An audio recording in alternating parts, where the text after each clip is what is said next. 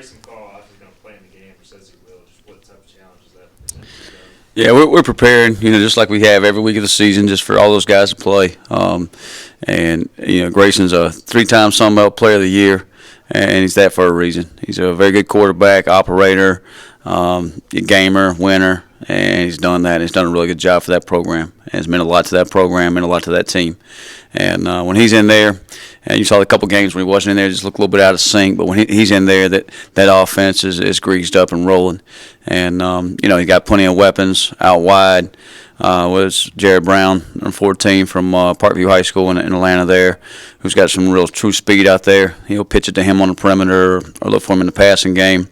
The Pickney kid, 15, who we played against when he was at Georgia State, big tall target there, and doing a really good job for him there.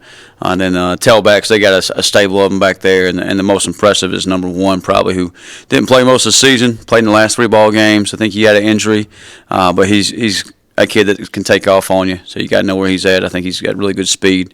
And then the O-line, I think they do a really good job. In some ways, they're a zone read option type offense, RPO. You see him come out against Troy, and Grayson's kind of, taking his free access throws, whether it be hitches or slants or glances, whatever it may be.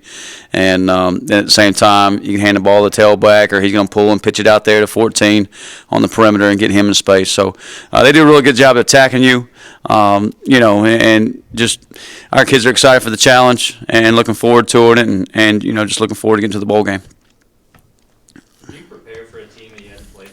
What's that prep like? Do you watch every game, or do you maybe watch what they did in the past month, or what's that balance? Yeah, so there are a couple things here. Once when you prepare for a team you haven't played it before, you always go back and kind of, you look last 4 or 5 games is kind of in your breakdown, but you look throughout the whole season. The one thing I will say, we played against Coach Chadwell and Willie Corn, even when Willie Corn was a quarterback at North Greenville. We were at Lenore Ryan. He was a transfer from Clemson at the time. He's now obviously the offense coordinator calling the plays. So a lot of this same coaching staff we faced when we were at the Division II level. When we were at the Citadel, they were at Charleston Southern, so faced them again. So we've been back and forth over the years. They've evolved offensively. We've evolved defensively as well. So some familiarity there, and you can kind of see just certain parts of their offense is still there. The belly. They've also changed a little bit where they're more 11 personnel based, but you just kind of go back and see where they've kind of grown throughout the year. And, every team changes throughout the season. You don't necessarily start out the season and finish the season being the same type of offense or same type of defense or whatever it may be. You may find out that, hey, maybe we got to get the ball to Jared Brown, 14, and maybe you're becoming more of an 11 personnel football team, where in the past they were more 20, 21 personnel based, and maybe that's because number 1 was out with an injury too. So I think they've changed a little bit throughout the season, done a nice job there of doing that. But that's kind of where we are with those guys. Just, we looked at the whole season, but you also kind of have some familiarity with those guys just going back through the years. You guys have stopped the run all year. Teams are now kind of throwing the ball more. Do you overanalyze that with this much time between games, or how do you kind of before the bowl team, the bowl game got announced and all that type of stuff, you were looking at, different opponents and who you might play and changing things up. I think all our philosophy has always been for years, stop the run first. And that's kind of foremost. And, looking back at the last couple of weeks of the season, it was almost people knew you could stop the run, so they quit trying to run the football and just kind of air it out. And so we were looking at some things that we could possibly do and change some things up, whether it's package things, put more DBs on the field, do some different things there to help that out. Then the bowl game gets announced, and it's Coastal, who's, they're averaging over 150 yards rushing, whatever it may be, and they're more of a running football team, going to run the ball 70, 80% of the time. So that, then you don't necessarily worry about those type of things, but just is a factor. It's just kind of moving forward. Just, hey, in our mindset, what do we need to adjust? What do we need to offset a little bit? Because it is a pass-heavy league right now. And I think even more so with the guys coming in for next year, I think we're going to see more and more guys spread you out, try to throw the football. So you just got to keep that moving forward. And I think that's just the game of football. It's always evolving, always changing. I mean, 15, 20 years ago, everything was under center and everybody huddled, and now all of a sudden nobody huddles, and now a few guys are going back to the huddle, and now oh, they're back in the huddle, so what do you do now? So it's always changing, so it's always a game, and you'll see more change over the next couple of years. Today, just I guess with your position specifically, a couple linebackers, Julian Davis and DJ Johnson. How are you guys? Yeah, I think Coach is going to comment on all those guys, but just I can speak generally as just a defensive group, linebacker group. Just really excited about those guys that we're going to have added to our program, and I think we just really solid character guys as well as good athletes and good football players as well. So.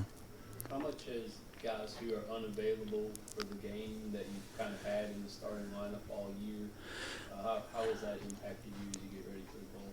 Yeah, I think our main focus is you got a preseason, you got the season, you got the off season, and at various times during that portion of the year, you focus on the guys who are in the program available at that time. And that's what our guys are really doing a good job of, taking care of each other right now in that locker room and focusing on Coastal and taking care of the off season. The season's behind us now, and the postseason's here, and let's go focus on the postseason and get ready for Coastal Carolina. Are these extra weeks of practice the most important part of making the ball? I think that there's a couple things, right? It's nice to be spending Christmas with each other, and just the fellowship and the camaraderie you have with each other. So I think that's pretty cool, and the fact you get the opportunity to play in a bowl game is huge, especially for our guys who's, we went to a bowl last year, but we get to play in the game. So that's big. I think for our younger guys and developing those guys and just doing some different things there is big. And just they're being around ball, an extra couple weeks as compared to a team that doesn't make a bowl game. That gives you an advantage. And if you do that 2 or 3 years in a row, just think about how many more practices those young men have as compared to somebody who doesn't. So I think that gives you an advantage. So, but the biggest thing is you're in the game, you get to go play a game, and you get to go play a game to win. So that's important. Is there someone on your side of the ball that from day one camp till now that you think off the top of your head has improved the most over this time, and you've been the most happy with their improvement over this season? Yeah, I think there's several. I mean, just you could go through a list of guys, just kind of, hey, he's done a really good job. Maybe it's not showing up on Saturdays yet and showing up on game day yet. Siobhan Revel is one that continues in practice, and he's just a big, long corner. And in preseason camp, he struggled through a few injuries and stayed banged up here and there. And we were able to, do some things there throughout the season with him. But, just his length and his athleticism just moving forward. We may not see it necessarily in the bowl game, but I think, moving forward for next fall, he really gives you a lot of hope that he's a type of corner, really that those Cincinnati guys used to play with. And he's got that athleticism. He's got that size. So I would say he's probably the one that comes to mind first. But there's a whole crew of them. Time for one more question. Thanks, Coach. Hey, appreciate you guys.